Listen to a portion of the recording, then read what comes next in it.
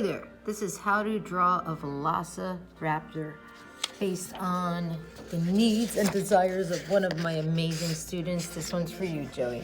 All right, so what I was taught in art school is you start with the eye, then you look at the curve around the eye, over the nose, the mouth, and I'm gonna swerve down the head. Oops, I'm gonna have to erase that. Down the body and up to the tail.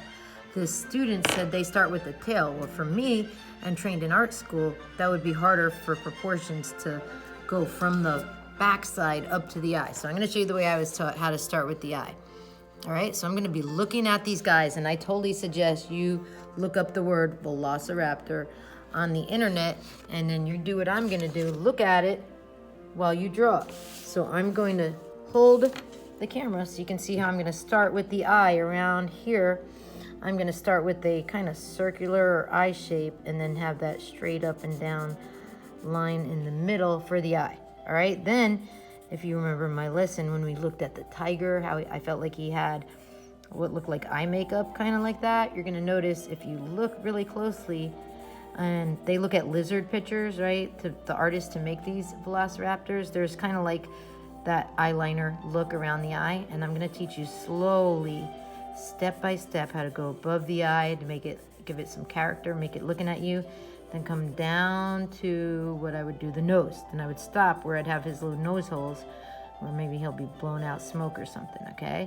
Now remember, I'm looking at, I'm doing this while, and it helps to look at something in life for realisticness. See how I'm going down the head to the nose? Now look at down the head to the nose, right? So if you can be looking at one, that would help. All right, so from the nose, you're gonna go down. You're gonna decide where the mouth is. If you want your mouth open, have the bottom jaw down here. I think that's what you wanted to do, right, with spikes. So I'm gonna have his mouth open. I'm gonna have mine a friendly one, because in heaven, the Bible says all your animals are actually friendly.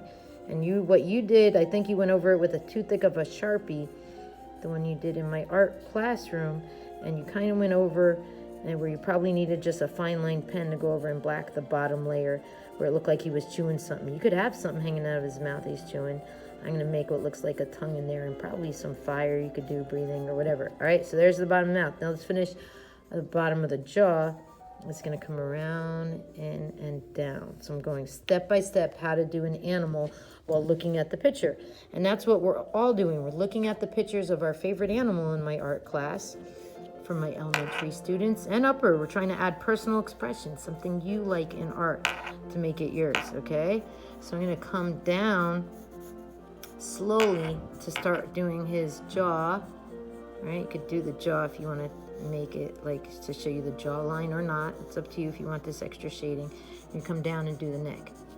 From the neck, we're gonna come down, do the back, and I see this guy's tail kind of comes out and down. All right, I'm kind of ending my paper here. Should have probably taken a bigger piece of paper or made his head smaller, but that's just showing you how imperfect we all are and how you can change it up. You could go right off the edge, and if it is going off the edge, your tail, it'll probably look like he's coming at you and have a really good perspective. All right, so the tail's up there, the neck's here. Now I'm gonna see the way the back leg is attached. I'm gonna have his leg attached to his body with two quadrants. Then he has like a little kneecap down area. And then the bottom area, he has this big long claw area. 1, 2, 3 claws. All right, then from this leg, he's trying to make his belly kind of like a T-Rex and up into his chest. All right, so obviously I'm gonna add shading here, or you can erase some lines. That's why we always start with pencil, okay? Then for his back leg, I'm gonna have it go out and down based on my picture I got from the internet of Jurassic Park, Jurassic World, both movies I loved as well. Hopefully have a little fun with it. And if you're going for a T-Rex, you do a way bigger belly, right? So this idea you can really use with any of your animals. Okay, he looks messed up because he needs an arm. So around here, think about where you would position the arm and have this arm of the Velociraptor is actually bigger than the T-Rex, who have those teeny little funny looking arms. And then he's got some big long claws. 1, 2, 3. Hopefully you're following along. Now if I'm going too fast, Oh man, I'm not that fast. Don't get upset. Don't stress out.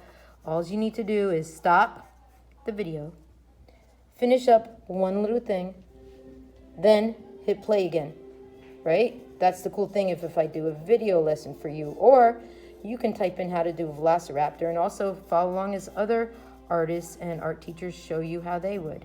All right, so this arm is coming from the back of his body and this leg's coming from the back of his body, okay? That's why I go about doing it that way first. Now this guy still looks like he needs a little help. So what we're gonna do, and this is what my student was telling me, that his stripes go around his eye, come down. Now we're gonna work on the stripes. And if you can look at a source, that's actually called primary observation. If you could observe or look at something, then you could have the stripes go down the back the way you were telling me and go up the tail. Ooh.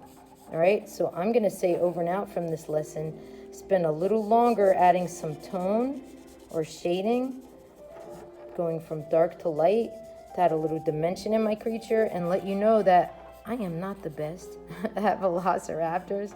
This might have been the first one I've ever drawn because I had a student who was interested. I'm used to doing dragons where I do a little bit of that fringe or I add wings on it if you want to make it into a dragon. I'm just letting you know your choices as an artist. And I would do a volcano in the background. I actually became a Christian on a volcano when I knew there was a creative designer. It didn't just happen by chance. So I'm getting ready to make this a masterpiece. Over and out from the lesson. Remember, look at your little guy. Hopefully yours will be better than mine. Peace out.